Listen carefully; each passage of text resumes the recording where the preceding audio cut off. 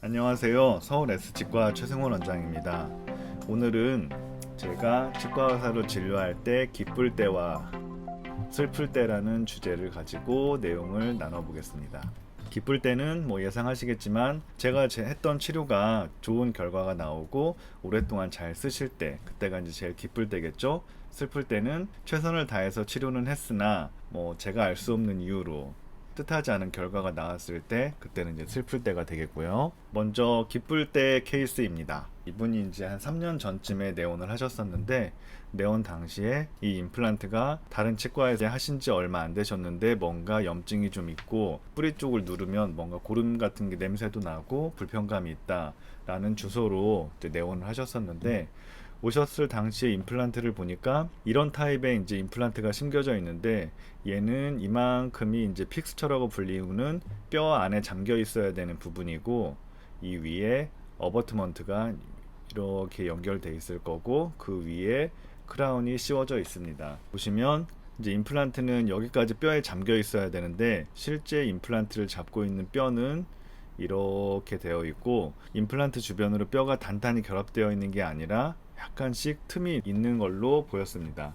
그 씹을 때 시큰한 증상도 있고, 여러 가지를 종합했을 때 이 임플란트는 살려서 쓰기는 어렵다라고 판단이 돼서 치료 계획이 임플란트는 빼고 재치료를 하기로 했고, 아페치아는 이제 신경치료를 하고 씌워놨는데, 보시면 뿌리 끝쪽으로 이와 같이 까맣게 염증이 있는 모습을 볼 수가 있어요. 저희 치과에 오신 분들이 어떤 분들은 이제 신경치료를 하면 치료가 완벽하게 되고 평생 문제가 없는 게 아니냐라고 여쭤보시는 분들도 계셨는데, 물론 그러면 가장 좋겠지만, 신경치료라는 건 치아 입장에서는 거의 마지막 치료를 했단 말이에요.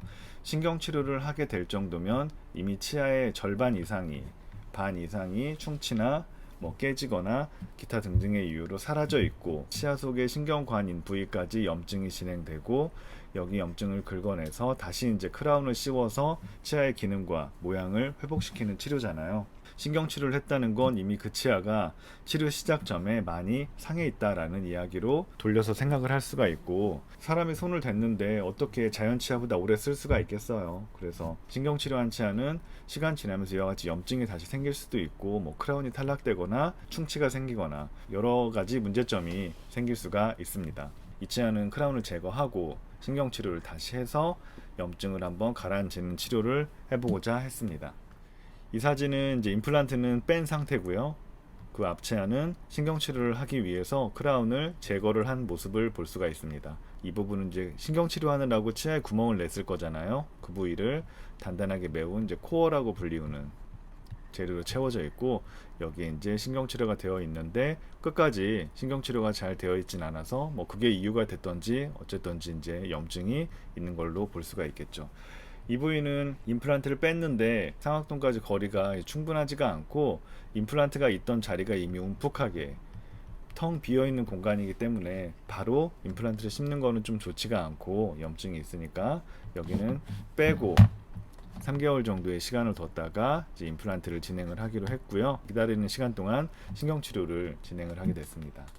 이제 임플란트 뺀 자리는 아직까지 기다리고 있는 중이고, 신경치료는 뿌리 끝까지 이제 잘 염증을 제거하고 소독을 충분히 한 후에 다시 신경치료를 마무리하고 크라운을 씌웠습니다. 뿌리 끝 쪽의 염증은 처음보다는 좀 작아지기는 했는데, 또 이제 어떤 분들이 이런 궁금함이 있으실 수도 있겠죠. 뿌리 끝에 염증이 있는데 크라운을 씌워도 되느냐. 신경치료라는 건 어떻게 보면 간접적인 치료예요.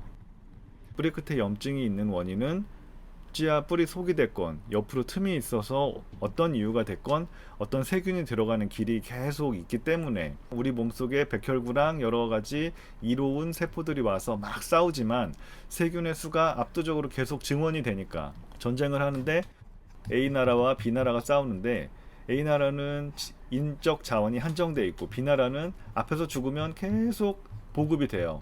마치 스타크래프트로 치면 여기는 멀티가 3개를 먹었고 여기는 본진 자원만으로 플레이를 하는 거란 말이에요. 세균이 계속 들어온다는 거는 이미 가스 멀티 3개, 4개를 먹고, 여기서 이제 계속 앞에서 죽어도 막 저글링이 계속 들어오고 있는데, 여기서는 CG 탱크를 박아놓고 본진 자원만 가지고 플레이를 하고 있으니까 계속 들어오는 물량에 얘네들이 이겨내지 못하고 염증이 생기는 거거든요.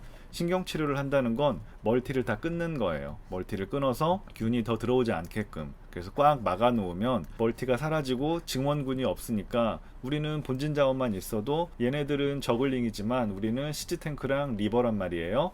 그래서 시즈 탱크랑 리버가 저글링을 그냥 잡잖아요. 그렇기 때문에 멀티만 끊으면 여기에 있는 균은 더 이상 이제 균이 들어올 자리는 없어지고 자연히 이제 회복이 되는 거죠.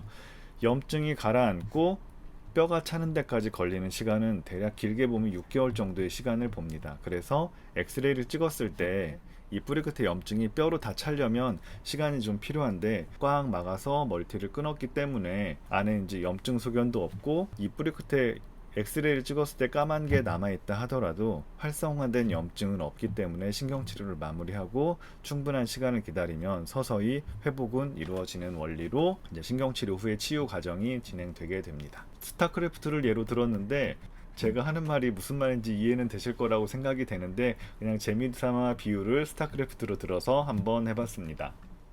임플란트를 빼고 시간이 충분히 지났어서 임플란트를 뼈 높이에 맞춰서 심고 상악동 쪽도 부족한 뼈 이식을 좀 해서 임플란트가 충분히 뼈 안에 잠길 수 있게끔 임플란트를 심어 놓고 다시 이제 기다리고 있습니다. 앞쪽은 계속 엑스레이 보시면서 여기 끝을 보시면 처음보다는 까만 게 점점 줄어들고 있는 것을 볼 수가 있으실 거예요. 이 사진은 이제 치료가 다 완료된 다음에 찍었던 사진입니다. 본을 잘 떠서 어버트먼트랑 크라운을 연결하고 이쪽도 까만 부분이 이제 거의 사라질 정도로 잘 아물고 있는 모습을 확인을 하실 수가 있겠죠. 네. 이 사진은 이제 치료하고 2년이 경과된 후에 치과에 이제 체크하러 오셨을 때 찍었던 엑스레이인데요. 보시면 뿌리 끝에 염증은 이제 거의 다 이제 없어진 상태고 임플란트도 이 픽스처 부분이 뼈 안에 잘 잠겨 있어야 되는데 픽스처 주변에 뼈가 잘 유지되고 있고 임플란트도 잘 기능을 하고 있는 상태로 잘 유지가 되고 있습니다.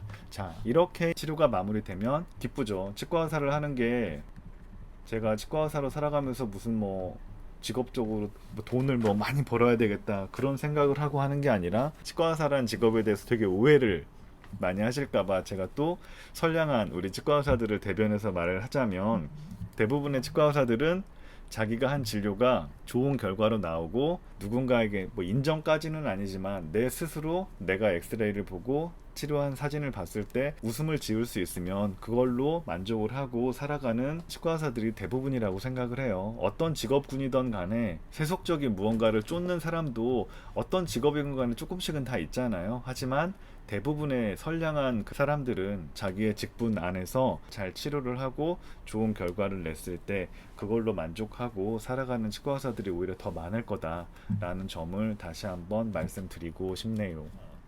제가 이제 진료를 하면서 오시는 분들을 최대한 다 제가 할 수 있는 만큼은 최선을 다해서 진료를 하려고 하는데 똑같이 진료를 열심히 해도 같은 결과가 나오지는 않아요. 이분은 이제 이게 오른쪽 아래 어금니 크라운 씌운 건데 보시면 신경치료가 희미하게 되어 있죠. 뜨거운 거에 불편하고 이 치아를 두드리면 느낌이 이상하고 씹을 때도 뭔가 느낌이 다르다라고 하시는데 잘 보면 일단 신경치료가 제대로 되어 있지가 않고 뿌리 주변으로 약간 검게 염증도 이렇게 보이는 것 같아서 과도한 교합력을 받지 않았나 그런 것들도 의심이 되고 또 증상도 있고 신경치료를 잘 해야 될 필요가 있어서 일단 제거하고 신경치료를 하자라고 얘기를 하고 이제 치료를 시작을 했던 케이스입니다. 크라운을 제거하고 신경치료를 하던 도중에 찍었던 사진인데요. 이게 신경관이 워낙에 오래되다 보니까 끝이 막혀 있어서 막 끝까지 잘 뚫어내고 소독을 잘 하고 거기를 채워야 되는데 그 부분이 진행이 안 돼서 몇 번을 오셔가지고 애를 먹었던 케이스예요. 환자분은 이제 오셔서 하시는 말씀이 다른데 신경치료 할 때는 자기가 신경치료를 몇 번 해봤는데 보통 한 2, 3회면 끝나는데 왜 우리 치과는 이렇게 오래 걸리느냐, 이게 거의 한 4번에서 5번 정도 치료를 하고 있었거든요. 신경치료가 이렇게 오래 걸리는데 뭘 못하는 거 아니냐부터 해서 이제 저에 대한 의심이 한가득 있으셨습니다. 저는 이제 딴에는 열심히 뚫어본다고 저희가 신경치료할 때 쓰는 파일이라는 기구를 가지고 파일을 몇 개를 구부러뜨리고 날려 먹으면서 최선을 다해서 뚫는다고 뚫었는데 이제 이렇게 되면 힘이 빠지죠. 이제 제가 할 수 있는 데까지 최선을 다해서 열심히 긁어내고 신경치료를 마무리까지 정리까지 했어요. 처음 사진이랑 비교해 보시면 이제 하얀 게 좀 더 잘 채워진 것을 볼 수가 있는데, 신경치료라는 게 이제 뿌리 끝에 염증을 제거하고 소독하고 이러는 치료이기 때문에 제대로 치료를 하게 되면 치료하고 나서 씹거나 혀로 밀거나 누를 때 약간씩 통증이 오는 경우들도 많습니다. 다른 데는 뭐 신경치료 하고 나서도 아무렇지도 않았는데 왜 여기는 이렇게 아프고 어쩌고 저쩌고 하셨느냐 그러면서 저에 대한 원망과 의심을 한가득 가지시고 치과를 떠나가셨어요. 근데 이럴 때는 좀 속상하기는 하죠. 제가 뭐 일부러 그러려고 한 것도 아니고 딴에는 이제 재신경 치료를 해가지고 치아를 살려보겠다고 노력을 했으나, 이런 노력들이 상대에게 제대로 받아들여지지 않으면 뭐 그분 입장에서야 당연히 이제 뭐 아프고 하면은 속도 상할 수 있는 문제지만, 치과 의사 입장에서는 이런 부분들로 또 속이 상하기도 합니다. 신경치료라는 게 똑같은 어떤 사람이 치료를 하더라도 왼쪽 치아와 오른쪽 치아의 신경관 모양이 다르고 앞니랑 어금니가 다르고 또 사람마다 신경관의 모양이나 뭐 난이도가 저마다 제각각이기 때문에 일률적으로 신경치료를 뭐 한 번에 끝난다, 두 번에 끝난다 이런 건 없어요. 대학병원에 가면 보존과라고 신경치료만 하는 과가 있는데, 여기서 이제 수련을 받고 개원하시는 분들 혹은 이제 보존과 전문의로 활동하시는 분들은 뭐 어떤 치아든지 열심히 해서 살리고자 노력은 하시겠지만 또 잘 하시겠지만, 그러니까 치과 의사가 뭐 일부러 고통을 주거나 치료를 뭐 엉터리로 하거나 이런 경우는 거의 없을 거고, 저마다 최선을 다 하지만 그 증리의 난이도라든지 그 처음 시작점에서 다른 치아랑 다른 부분들이 있기 때문에 결과가 좀 안 좋게 나오는 경우도 있을 수 있다, 혹은 뭐 예상하지 못했던 통증이 있을 수도 있다, 이런 변명 아닌 변명을 하게 되네요. 어쨌거나 뭐 이런 경우도 있다라는 거를 그냥 오늘은 케이스에 대한 내용은 아니고 그냥 주저리 한번 이야기를 해보았습니다. 오늘도 시청해주셔서 감사드리고요. 서울 S치과 최승원이었습니다. 감사합니다.